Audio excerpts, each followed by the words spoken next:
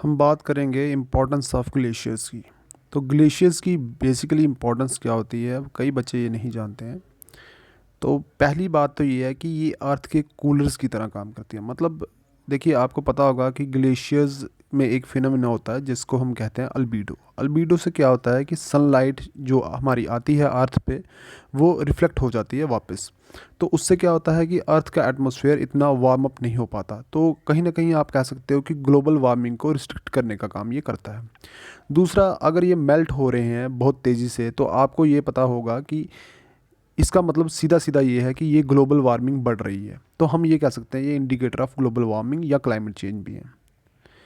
बाकी ये टूरिस्ट को अट्रैक्ट करता है, तो इसका इकोनॉमिक बेनिफिट भी है। चौथी बात ये है कि कुछ लोकल कम्युनिटीज़ हैं, जैसे हम देखेंगे कि गंगोत्री ग्लेशियर है, वहाँ पे इसे एज ए पिलग्रिमेज की तरह मनाया जाता है लोकल्स के द्वारा।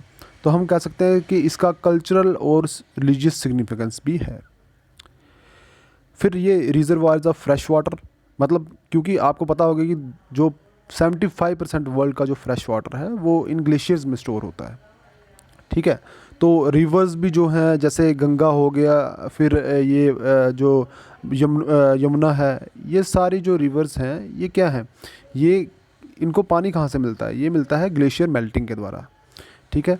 तो ये फर्टाइल सॉइल, जैसे ग्लेशियर टिल है, टिल तो आपको पता ही होगा, ग्लेशियर टिल वो होते हैं, सेडिमेंट्स होते हैं जो ग्लेशियर्स के नीचे दबे होते हैं। तो वो काफ़ी फर्टाइल होते हैं। तो ये फर्टाइल सॉइल के भी सप्लायर की तरह काम करता है। बाकी आपको पता है पेंगुइन्स वगैरह रहते हैं कहाँ पे, अंटार्कटिका वगैरह में। तो वो क्या है, हैबिटेट प्रोवाइड कर रहा है ग्लेशियर्स वहाँ पे, किनको, ये जो स्पीसीज़ हैं इनको। ठीक है। बाकी वायरस और बैक्टीरिया को ये कैप्चर करके रखते हैं। तो मैंने सीधा सिंपली लिख दिया यहाँ पे कि gels for virus and bacteria. लेकिन अगर ये ग्लेशियर्स मेल्ट होते हैं तो इससे क्या होने वाला है, मतलब इसका क्या इम्पेक्ट आने वाला है यहाँ पे पूरे अर्थ पे। तो आपको पता रहेगा कि जो वाटर है और सॉइल है, ठीक है, जब ग्लेशियर्स मेल्ट होते हैं तो वाटर बढ़ जाता है, या आप कह सकते हैं कि सॉइल जो है वो उसका एक्सपोजर हो जाता है। तो क्या होता है कि ये सॉइल और वाटर का अल्बीडो कम है, तो इस कारण से ग्लोबल वार्मिंग और ज़्यादा बढ़ने के चांसेस हो जाते हैं। बाकी जब ग्लेशियर्स मेल्ट होते हैं तो टूरिस्ट जो सेक्टर है, टूरिज़्म सेक्टर है जो, तो उसके ऊपर काफ़ी इम्पैक्ट पड़ता है। तो ये इकोनॉमिक इम्पैक्ट भी इसका आता है कहीं ना कहीं। तीसरी बात मैंने लिखी है फ्रेश वाटर इनसिक्योरिटी, क्योंकि आपको पता है, मैंने पहले भी बात की है ऊपर की, 2/3 जो ये वर्ल्ड का फ्रेश वाटर है स्टोर करके रखता है। जब ये मेल्ट होते हैं तो वो फ्रेश वाटर कहीं ना कहीं हम लूज़ कर देते हैं, या मतलब हम कह सकते हैं कि लॉस ऑफ फ्रेश वाटर हो जाता है। तो इस कारण से फ्रेश वाटर इनसिक्योरिटी भी हमारी कहीं ना कहीं हमें देखने को मिलती है। बाकी जो हैबिटेट है उसका भी लॉस होता है, जैसे कि कोरल्स और फिशेस हैं, ठीक है, जो समुंदर में रहती हैं। तो क्या होता है कि जब फ्रेश वाटर समुंदर में ऐड ऑन होता है तो कहीं ना कहीं समुंदर की जो साल्टनेस है वो कम हो जाती है। तो हमें पता है कि कोरल्स को एक रेंज ऑफ वो साल्ट वाटर, मतलब एक रेंज ऑफ साल्टीनेस चाहिए वाटर में। तो फिशेस को भी चाहिए। तो क्या होता है कि नया पानी जब आता है, फ्रेश वाटर आता है, तो उनको काफ़ी मुश्किल हो जाता है अडॉप्ट करना। ठीक है।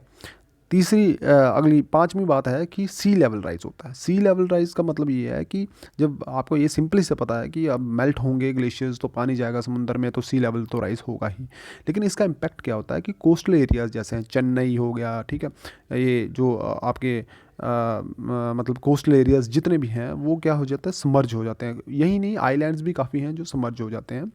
ठीक है। तो उससे क्या होता है, वहाँ की बायोडाइवर्सिटी को लॉस होता है, वहाँ का जो इंफ्रास्ट्रक्चर है, कोस्टल इंफ्रास्ट्रक्चर, उसका लॉस होता है। जब लोग वहाँ पे मरेंगे तो नेचुरल सी बात है कि डिजीज़ भी स्प्रेड होगा। और कोरल रीफ्स जो होती हैं, देखिए पानी का स्तर जब बढ़ जाएगा तो कोरल रीफ पानी के नीचे आ जाएंगी, काफ़ी नीचे हो जाएंगी, जहाँ तक सनलाइट भी नहीं पहुँच पाएगी। तो उस कारण से क्या होगा कि उनको फूड नहीं प्रॉपरली मिल पाएगा। तो हम इसे कहते हैं कोरल रीफ स्टार्वेशन। अगली बात है कि floods resulting loss of livelihood and life in continental areas. अब ये तो हमने बात की कि हमने समुंदर की बात की कि वो, मतलब हमने बात की अंटार्कटिका के ग्लेशियर्स का मेल्ट होगा तो ये होगा, सी लेवल राइज होगा। लेकिन जब हमारे कॉन्टिनेंटल ग्लेशियर्स हैं, जैसे यमुनोत्री ग्लेशियर हो गया, गंगोत्री ग्लेशियर हो गया, जब ये मेल्ट होते हैं तो क्या होता है, तो वहाँ पे आपने केदारनाथ देखा होगा, उसमें क्या हुआ, लॉस ऑफ लिवलीहुड हुआ, ठीक है। और वहाँ पे जितना भी जो मतलब वो था, मतलब इंफ्रास्ट्रक्चर था, वो ख़त्म हो गया। तो कहीं ना कहीं हम बोल सकते हैं कि loss of livelihood, loss of life, loss of infrastructure, ये सारी चीज़ें होती हैं। ग्लेशियल लेक आउटबर्स्ट भी कहीं ना कहीं उत्तराखंड में आपने देखा है, तो ये भी एक इम्पैक्ट हो सकता है इसकी मेल्टिंग का। और आठवीं बात ये है कि ये क्या करती है, फिशरीज़ को इम्पैक्ट करती है, ठीक है। तो जो फिशरीज़ इंडस्ट्री है, जो मतलब फिशरी इंडस्ट्री है, उसको इम्पैक्ट आता है, क्योंकि फ्रेश वाटर के कारण क्या होता है कि फिशरीज़ एडजस्ट नहीं कर पाती, ठीक है। तो ये हमने कुछ चीज़ें हमने देख ली, जिसके कारण क्या होता है कि ग्लेशियर्स का जो इम्पैक्ट है मेल्ट होने का, तो हमने ये सारी चीज़ें देख ली। ओके।